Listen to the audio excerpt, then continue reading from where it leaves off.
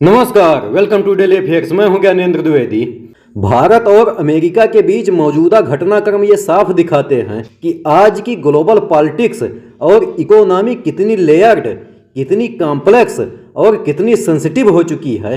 हाल ही में American trade team की वो यात्रा जो अगस्त में नई दिल्ली आने वाली थी, अचानक कैंसिल कर दी गई।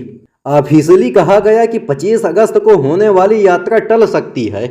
ये अपने आप में इस बात का संकेत है कि दोनों देशों के बीच ट्रेड एग्रीमेंट को लेकर सीरियस डिफरेंसेज अब भी मौजूद हैं। अमेरिका लगातार चाहता है कि इंडिया अपनी एग्रीकल्चर पॉलिसी, डिजिटल रेगुलेशंस और इन्वेस्टमेंट रूल्स में फ्लेक्सिबिलिटी दिखाए ताकि अमेरिकन कंपनीज को ज़्यादा इजी एक्सेस मिल सके। दूसरी तरफ इंडिया अपने डोमेस्टिक मार्केट, फार्मर्स और स्मॉल इंडस्ट्रीज की सिक्योरिटी को टॉप प्रायोरिटी मानता है। यही रीजन है कि यह वार्ता इतनी लंबी खिंच रही है। लेकिन इसमें इंटरेस्टिंग बात यह है कि इंडिया ने इस पोस्टपोनमेंट को किसी कॉन्फ्रेंटेशन की तरह नहीं लिया। इसके बजाय उसने तुरंत सिग्नल दिया कि वो रिश्तों को सुधारने के लिए, नए सिरे से कैलिब्रेट करने के लिए रेडी है। ये वही डिप्लोमेटिक मैच्योरिटी है जिसकी वजह से इंडिया आज दुनिया की नज़रों में एक बैलेंसिंग पावर बनकर उभर रहा है। इंडिया आज जानता है कि ग्लोबल स्टेज पर अमेरिका एक क्रूशियल पार्टनर है और उसे नाराज करना उसके हित में नहीं है। लेकिन साथ ही वो ये भी क्लियर करता है कि किसी भी कीमत पर डोमेस्टिक इंटरेस्ट और सेल्फ रिलायंस को कंप्रोमाइज नहीं करेगा। और इसी बीच दूसरी तस्वीर भी उतनी ही अहम है। इंडिया और अमेरिका इसी महीने अलास्का में एक जॉइंट मिलिट्री एक्सरसाइज करने वाले हैं। ये अपने आप में ये दिखाता है कि भले ही ट्रेड फ्रंट पर डिफरेंसेज हों, लेकिन स्ट्रेटजिक और सिक्योरिटी कोऑपरेशन पहले से ज़्यादा डीपन हो रहा है। और अमेरिका इस टाइम डबल प्रेशर में है। एक तरफ रसिया यूक्रेन वार, दूसरी तरफ एशिया पैसिफिक रीजन में चाइना की बढ़ती एग्रेशन। ऐसे में इंडिया उसके लिए नेचुरल एलाई है। इंडिया की जियोग्राफी, इसकी मिलिट्री कैपेसिटी, इसका डेमोक्रेटिक फ्रेमवर्क और इसका रीजनल इन्फ्लुएंस, ये सब अमेरिका के लिए इग्नोर करने लायक नहीं है। यही रीजन है कि भले ही ट्रेड डील में अड़चने आए, लेकिन अमेरिका इंडिया के साथ डिफेंस पार्टनरशिप को लगातार मजबूत करता जा रहा है। और अब अगर अलास्का मीटिंग और उससे जुड़े इंटरनेशनल डेवलपमेंट्स को देखें तो वहां पर एक और पिक्चर सामने आती है। रसिया के प्रेसिडेंट व्लादिमीर पुतिन ने हाल के महीनों में कई ऐसी स्ट्रेटेजिक विन्स हासिल की हैं जिनसे अमेरिका के सामने चैलेंजेस बढ़ गए हैं। डोनाल्ड ट्रंप, जो खुद को नेगोशिएशन के जरिए सॉल्यूशंस ढूंढने वाला लीडर दिखाना चाहते हैं, वो इस सिचुएशन में फंसने नजर आ रहे हैं कि रसिया से कैसे डील किया जाए।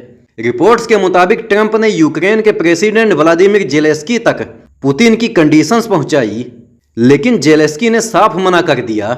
उनके लिए ये अनएक्सेप्टेबल है कि किसी भी तरह का सेटलमेंट यूक्रेन की सॉवरेनिटी को वीकन करे। और ये साफ करता है कि वार का सलूशन फिलहाल किसी इजी रास्ते से निकलने वाला नहीं है। ये सिचुएशन अमेरिका को और टफ डिलेमा में डालती है।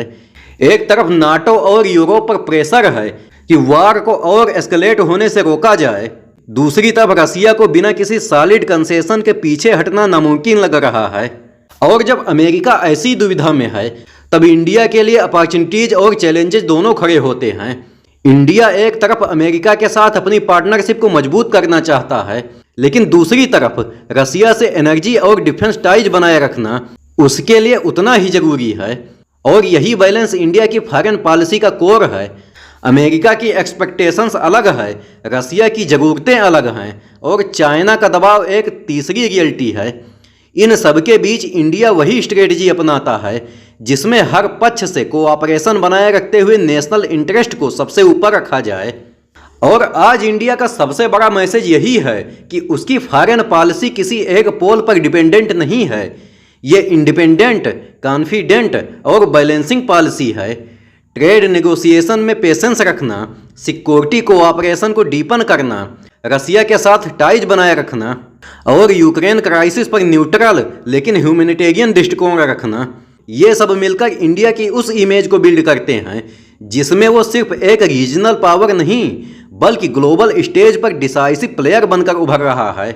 और यही वो पॉइंट है जिस पर ध्यान देना जरूरी है। आज जब अमेरिका और रसिया की प्रतिस्पर्धा नए मोड़ ले रही है, जब यूक्रेन क्राइसिस से पूरी यूरोपियन आर्डर प्रभावित हो रही है, जब चाइना अपनी एक्सपेंशनिस्ट पॉलिसीज को और एग्रेसिव बना रहा है, तो ऐसे समय में इंडिया की रोल सिर्फ स्पेक्टेटर की नहीं, इंडिया एक्टिवली हर फ्रंट पर अपनी प्रेजेंस दर्ज करा रहा है।